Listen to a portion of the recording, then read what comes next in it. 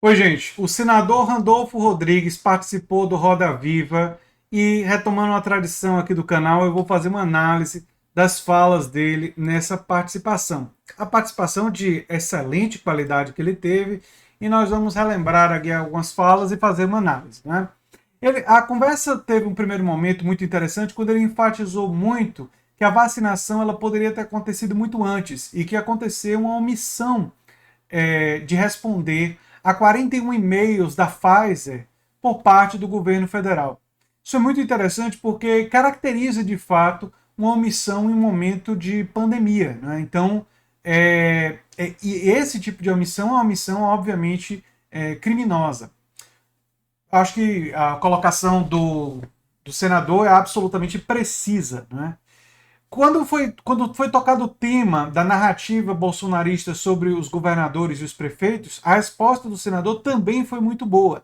Ele lembrou que a roubalheira dos governos tem que ser apurada e que não cabe ao escopo da CPI da Covid, porque existe uma regulação federal, existe uma norma que diz que a CPI do Senado Federal não pode julgar os estados. A isso cabe às assembleias legislativas dos estados e que a CPI do Senado Federal poderia, inclusive, ter um caráter de precedente, um caráter quase que educativo, e estimular que CPIs dos estados fossem formadas. E tem um outro fator que ele lembra. Ele lembra também, como ele também tem formação em história, né, que o impeachment de Collor lá atrás serviu para se falar em impeachment de prefeitos e de governadores. Então teve esse caráter educativo o processo do impeachment no passado. Né? Então ele faz essa conexão.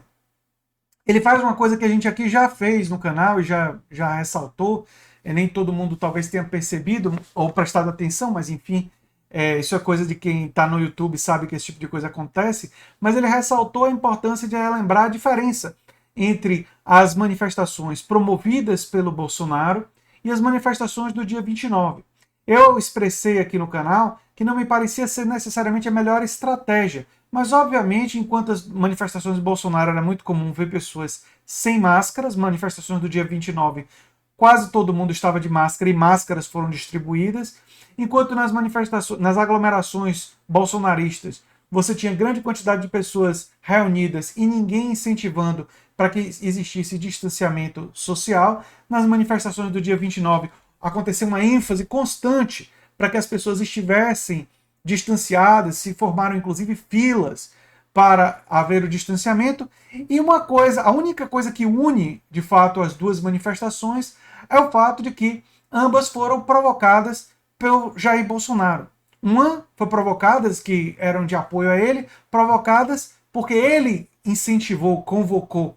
E as do dia 29 foram provocadas por Jair Bolsonaro porque foram provocadas contra ele, porque ele conseguiu ser um presidente tão ruim, um presidente tão terrível, tão genocida, que fez com que parte da população resolvesse arriscar a própria vida para mostrar que tem indignação e que se revolta contra ele. Eu apenas ressaltei que se a esquerda fizer continuamente a partir de agora manifestações de rua, isso pode ser utilizado posteriormente para minimizar as aglomerações promovidas pelo Bolsonaro, mesmo que a gente ressalte e aponte continuamente essas óbvias diferenças entre as manifestações da esquerda e as manifestações e aglomerações promovidas pelo Bolsonaro. Mesmo que a gente ressalte essas diferenças que são bastante óbvias, isso pode ser utilizado para tentar minimizar os crimes que o Bolsonaro cometeu ao convocar aglomerações durante a pandemia. Como o Flávio Dino, inclusive, tentou e conseguiu interromper ele, né, criou ali um mecanismo para, quer dizer, utilizou um mecanismo para parar esse tipo de coisa lá no Maranhão. Né? Bem, a possibilidade de convocar Carlos Bolsonaro.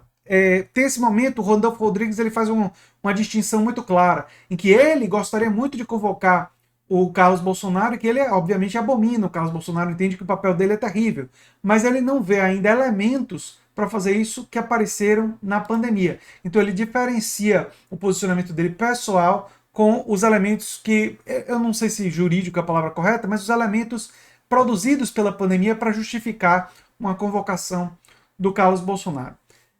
Depois o Roda Viva falou muito sobre o gabinete paralelo, né?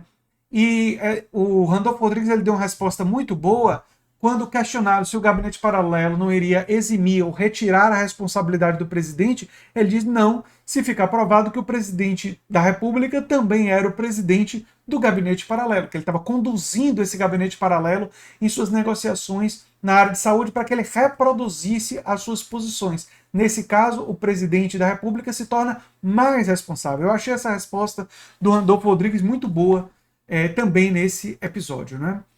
Tem uma outra coisa que ele lembra, que eu acho que é muito interessante da gente comentar, que foi o cálculo da imunidade de rebanho visando a retomada econômica de olho na reeleição de 2022. Ou seja, o Randolfo ressaltou com brilhantismo que essa estratégia estava colocando os interesses eleitorais do Bolsonaro acima do interesse da vida, da preservação da vida dos brasileiros, o que configuraria um crime também muito grave, produzido com esse interesse de produzir a imunidade de rebanho, né?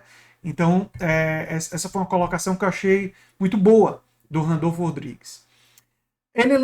Foram várias vezes lembrados ao longo da conversa a coisa da cloroquina. Bolsonaro foi buscar lideranças da Índia para conseguir cloroquina numa época que já estava se discutindo vacinas, que o exército foi utilizado para se produzir cloroquina, né? Enquanto existem evidências, inclusive, que o exército, embora tenha sido utilizado para produzir, muita gente do exército não está tomando cloroquina, o que deve dizer alguma coisa sobre fortalece a gente compreender que até mesmo o exército está percebendo da ineficácia, né?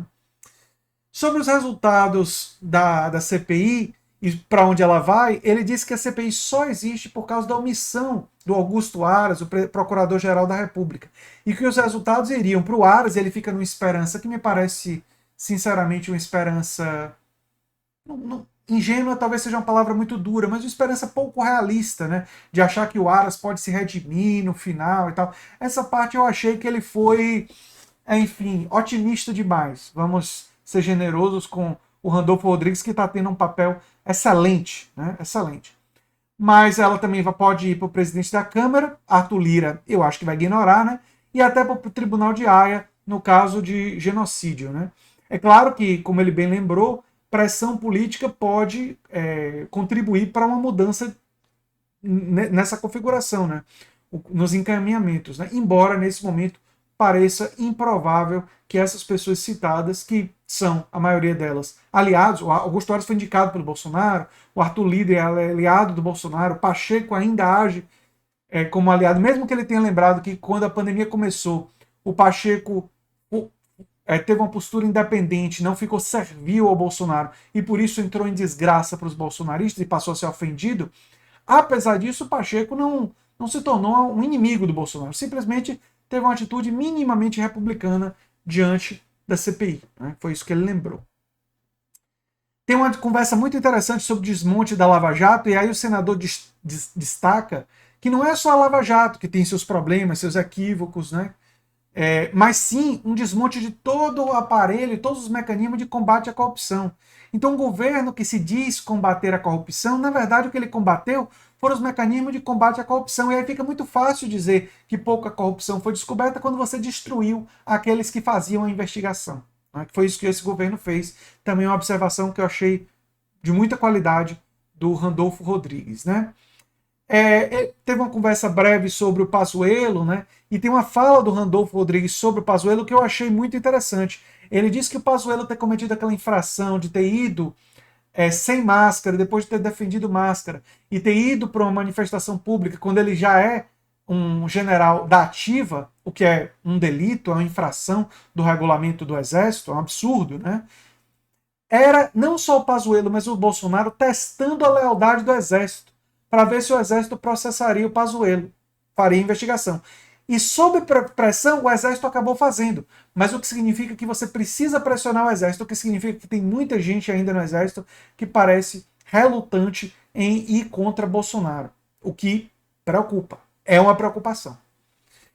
Depois tem uma fala sobre ele comenta do fenômeno da extrema-direita populista, que tem uma força, e que tem uma força do negacionismo, que se mantém uma certa unidade e que isso representa uma ameaça que não está tão fragilizada assim, que tem apelo popular, mas ele não discorreu por que isso acontece. E aí eu, aqui no canal, já falei sobre isso. Se trata de uma questão da crise do capitalismo. O capitalismo entra em crise, e isso aconteceu inclusive na época do fascismo italiano, né, e do nazifascismo e outros fenômenos neofascistas depois desses, que quando você tem uma crise econômica muito profunda, os oportunistas usam da crise para colocar a culpa em algum grupo étnico, usar de xenofobia, usar de preconceito, para galvanizar sentimentos nacionalistas, fundamentalismo religioso, ou outro tipo de pensamento que tem algum elemento de furor irracional, para usar esse furor irracional, para usar esses sentimentos para os seus próprios objetivos. Né? E é por isso que o neofascismo, ou como Humberto Eco chamou, o fascismo eterno, ele é tão perigoso, porque ele atua sobre sentimentos primais, né? Primordiais, sentimentos violentos, sentimentos de agressividade, de violência que existem no ser humano e potencializa eles e torna eles perigosos. Preconceitos, enfim, visões retrógradas, né? Visões atrasadas e visões que motivam ações muito perigosas. Tem uma outra fala do Randolfo que é interessante para ser analisada, que ele fala que todos vão ser necessários nesse combate ao bolsonarismo. Ora, ele faz uma diferenciação importante entre o primeiro turno das eleições de 2022 e o segundo turno. No primeiro turno, os partidos vão se organizar e podem existir várias alternativas. Mas no segundo turno, qualquer que seja a alternativa que esteja contra Bolsonaro, ela precisa ser apoiada para derrotar o bolsonarismo em defesa da democracia. Eu concordo com ele, agora eu espero e torço para que a gente construa até 2022 uma unidade programática dentro do campo da esquerda, para que tenha uma candidatura de esquerda no segundo turno que possa defender pautas importantes, não só para fazer o papel que ele falou de reconstruir o que foi destruído pelo bolsonarismo, mas para também fazer reformas que estão há muito tempo em saldo devedor no Brasil e que precisam ser feitas justamente para a retomada do desenvolvimento e da produção de uma maior justiça social e de uma maior igualdade de oportunidades nesse país. Ele lembra que foram 4 meses entre a minuta sobre as vacinas e o decreto presidencial, que a inação do presidente foi gigantesca, enquanto foram 30 minutos entre a proposta de aprovação da Copa América no Brasil e sua efetivação, o que mostra um abismo de prioridades que indicia inquestionavelmente o governo federal e o atual presidente a ser, sim, processado, se não agora, em breve, mas o ideal é que fosse o quanto antes, porque a verdade é que a gente não pode esperar. Eu acho que foi uma entrevista muito boa do Randolfo Rodrigues no Roda Viva, ele foi muito bem, ele se mostrou uma pessoa calma, bem informada e com amplo conhecimento do que está acontecendo e com posturas, eu diria, absolutamente predominantemente muito corretas. Né? E me parece ser um quadro político importante e bom da política brasileira. Eu não sei ainda o que é que ele pensa sobre política econômica e quais são as. Eu vi ele enfatizar muito a questão da rede da sustentabilidade, um tema que é muito importante, da questão ecológica, sem sombra de dúvidas, uma coisa que eu defendo com afinco, mas gostaria, com o passar do tempo, de conhecer mais o que é que ele pensa em termos de política econômica, o que é que ele pensa sobre determinadas reformas, para pensar nele até como um quadro importante da esquerda do futuro, se ele seria uma pessoa que a gente poderia pensar no futuro em breve. Eu ainda me encontro, como vocês sabem, mais próximo das ideias e das propostas do PSOL. Ainda é o partido dos atuais que eu me sinto mais próximo, não é? Vejo mais proximidade em relação às propostas. Mas eu queria observar com bastante cuidado e com bastante atenção, estarei observando, como já estive nos últimos anos, a trajetória do Randolfo Rodrigues para ir conhecendo melhor as suas ideias, porque me parece um quadro interessante e um quadro importante do país, mesmo que eventualmente eu possa ter divergências e críticas. É isso aí, gente. Foi um Roda Viva que me parece de boa qualidade e quem não pôde assistir e tiver curiosidade, eu acho que vale a pena assistir pulando as propagandas. Eu sou André Teixeira Jacobina, o canal é a Nova Máquina do Tempo e a gente se vê em breve. Um abração e até lá. Tchau, tchau, gente.